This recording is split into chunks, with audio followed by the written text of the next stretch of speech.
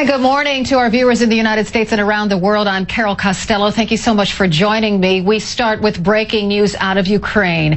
In what marks a major escalation in the ongoing crisis, CNN has now learned that Ukraine's military did fire ballistic missiles at rebels. CNN Pentagon correspondent Barbara Starr is live in Washington. CNN military analyst Major General Spider Marks is on the phone. Nick Payton-Walsh, our senior international correspondent, will be live for us in Ukraine in just a moment. But Barbara, I want to start with you. You found out this information. Tell us more.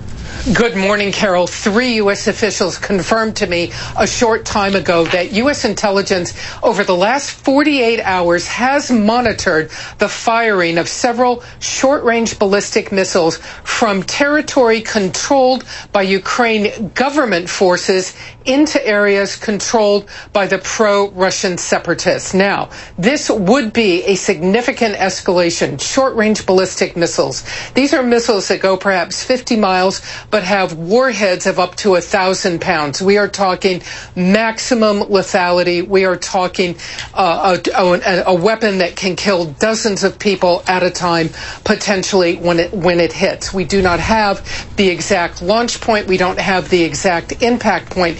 In fact, the U.S. is holding this information right now fairly tightly, officials say, because they're in an awkward position. These are, the so-called good guys firing these ballistic missiles. Ukraine government forces. No reaction from Kiev yet, no reaction from Moscow. The U.S. it's not even entirely clear right now that the U.S. is going to ask Kiev to not fire these weapons again because they're saying, that the Ukrainian government has a right to defend itself. But make no mistake, this is a military escalation on this battlefield at a time when everybody outside of Ukraine or Russia at least wants to see it ratchet back.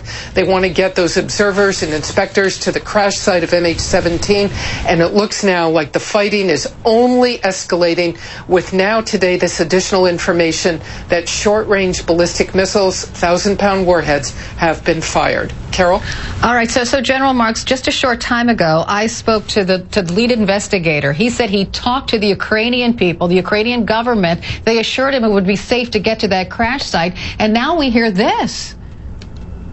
Yeah, quite amazing. But I think, frankly, Carol, we shouldn't be too surprised. Certainly the Ukrainian forces, as Barbara rightly pointed out, have a right to defend themselves. The use of these long-range surface-to-surface missiles primarily are used for offensive capabilities. You want to prepare a piece of ground. You want to reduce an enemy's capabilities before you go do something about them.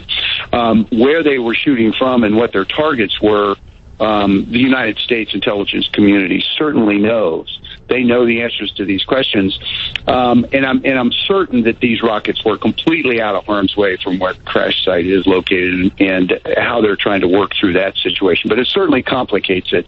But again, Kiev has the authority and has the right. The problem, Carol, also is that these are not necessarily very precise weapon systems. So I would hope that they would be using these against targets where Russian separatists, where the Ukrainian government felt like they had a right to engage to try to reduce an enemy force, as opposed to the collateral damage concerns that we would all have for citizens in that part of Ukraine. Okay, Nick Payton-Walsh, we have him now. He's in Donetsk, in Ukraine rather. So Nick, are you hearing anything about this on the ground from where you are?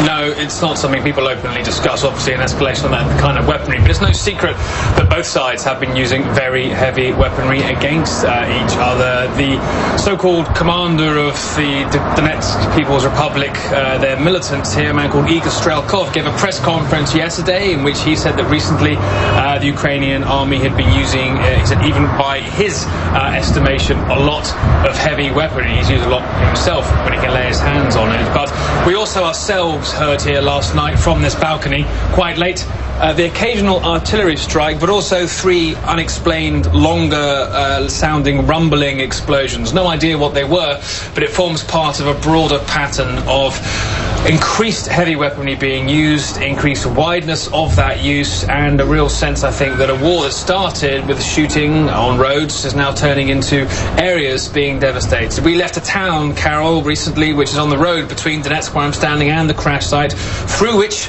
the inspectors have to pass to be able to get to that crash site. Heavy shelling hit it while we were there. We left, along with many other people, in somewhat of a hurry. It's pretty nasty here at the moment, Carol.